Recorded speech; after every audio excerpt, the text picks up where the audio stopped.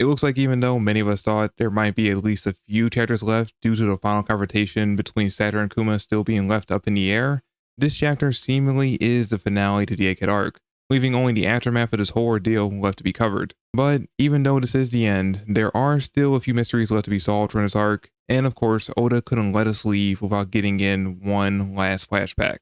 But before any of that, let's start off with the cover story, because it looks like Yamato has finally made peace with those kids that threw rocks at her a couple chapters ago, as we see her, them, and Dendro sitting in, I assume, his home, sharing a pot of Odin. And look, I know it's likely that Dendro chose to make it, but seeing Yamato so excited to eat Odin just makes me feel like we're taking her obsession with the name to a whole new level. But that being said though, it is good to see that she managed to make peace with the kids without something drastic happening. I know a lot of people were expecting that some kind of big event was going to happen in this cover story that ends up making them start to trust her more. Something life or death like Blackbeard attacking Wano and her jumping to their defense. Which, to be fair, could still happen down the line because it doesn't seem like this cover story's over just yet. But personally, I much prefer this kind of resolution to the whole conflict, where through one of the 9 scabbards showing they trust Yamato despite her being Kaido's kid, that the residents of Wano begin to trust her as well. I get that it might be more impactful and interesting for us as the readers for them to see her risking her life to protect theirs, but personally, I feel like this is a much better way for them to start to build up that trust.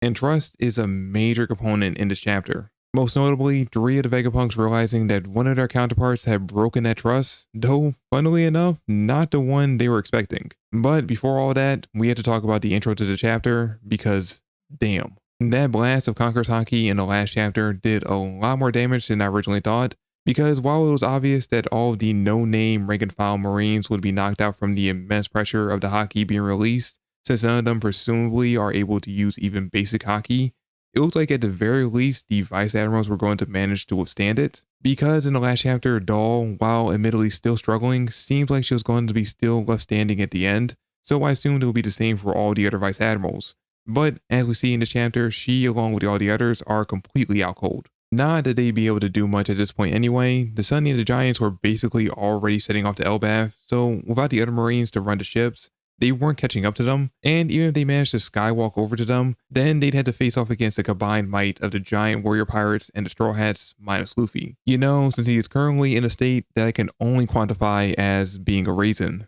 Now, interestingly enough, we didn't see Kizaru in this entire chapter, and if there's anyone aside from Saturn that would still be conscious after all of that, it would be him. And with Luffy out of commission, he might actually stand a chance of stopping the ships. Now, I want to be clear, I'm saying that he could stop the 2 ships by possibly destroying them, not that he could defeat the 2 crews single-handedly. Because just the combined efforts of Jinbei, Zoro, and Sanji would more than likely be able to hold them off, though it would probably come at the cost of one of them being left behind while the others escaped, preferably Jinbei, because if it came down to that, it'd be easiest for him to catch back up to the ships. Though I guess Sanji would also have a pretty easy time catching back up to the ship, either by skywalking over to them or just simply swimming because he is a pretty strong swimmer. Actually, now that I think about it, Zoro's possibly the only one of that trio that they wouldn't want to leave behind, because even if he swam in a straight line towards the ships, he would still somehow end up getting lost and end up on a completely different island. Anyway, I was hoping for one last shot at Kizaru before we ended the arc, if for nothing else to see if this whole ordeal had changed his mindset on things regarding the World Gov,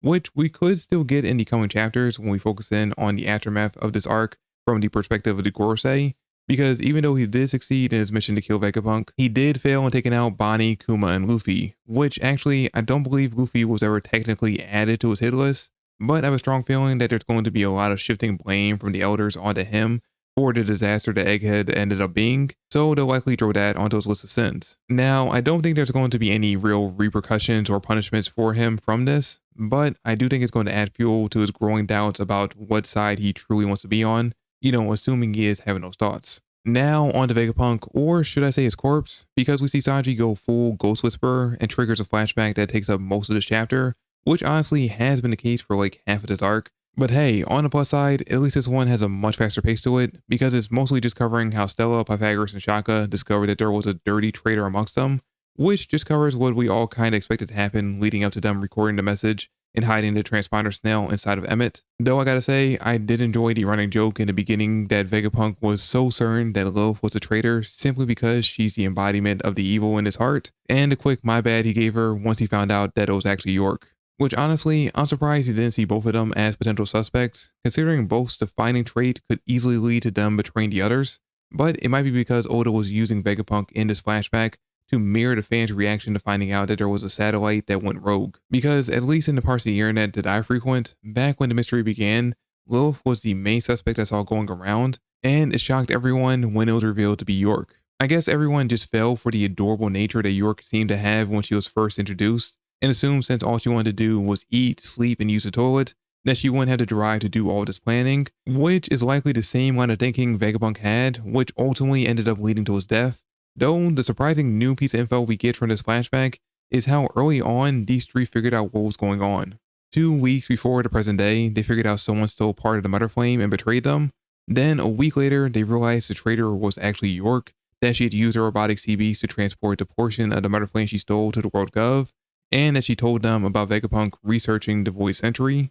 And then by the very next day, they had already come up with their plan to sacrifice their lives to spread Vegapunk's message to the whole world. Honestly, it's really impressive how quickly these three figured all of that out, because based on the context clues we had gotten throughout the later half of this arc, I figured at the very least the main Vegapunk at some point realized there was a traitor amongst them. That's why he ended up recording the message. But I assumed because the first time we saw him, he was coming out of Emmet, that this was when he was hiding the transponder snail, moving the timeline of when he figured things out up considerably. But admittedly, I was wrong. Their plan had begun days before Luffy and the gang even stepped foot on the island. Also, we have to talk about that scene after the three of them erased their memories, because all they had to go on for why they were in that room in the first place was a letter Vegapunk wrote to himself, where he tells them that he has a plan, but in order for it to work, they had to accept that they're going to die. That is an insane amount of trust, even to have in yourself, because I can't say if one day I just woke up and found a message from myself saying, hey, you're going to die, but your death will jumpstart our plan, so let it happen,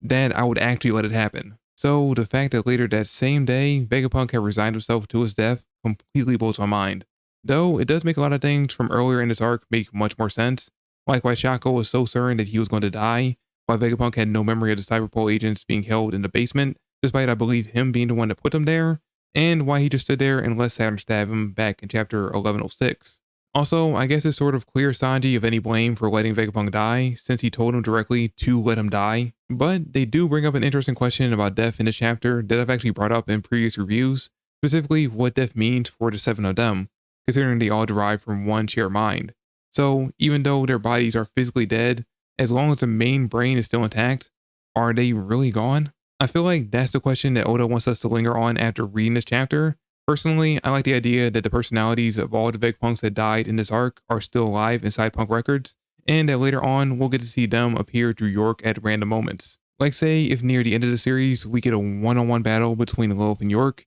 it'd be really funny to see some of the other personalities like Stella take over York's body and actually hinder her during the fight. Anyway, now that all that's settled, we're finally off to Elbaf. Usopp's excited, the Giants are excited, Luffy will be excited once he's no longer a deflated old man, and I am extremely excited to see what comes next. Though, unlike most, I don't think Elbaf is where we'll finally see the reunion between Luffy and Shanks. I don't know, to me, it just feels like it's still a bit too early for that to happen. More than likely, he'll have just set off by the time they actually make it to the island. But once we're there, we should get confirmation on whether or not Kid is actually still alive. So all the Kid fans potentially have that to look forward to. But once we finally get to the Island of Giants, considering how much focus was put on Usopp, I fully expect this to be his arc, and whether he gets some kind of major power boost or just some much deserved character development, I'm looking forward to seeing what Oda cooks up next.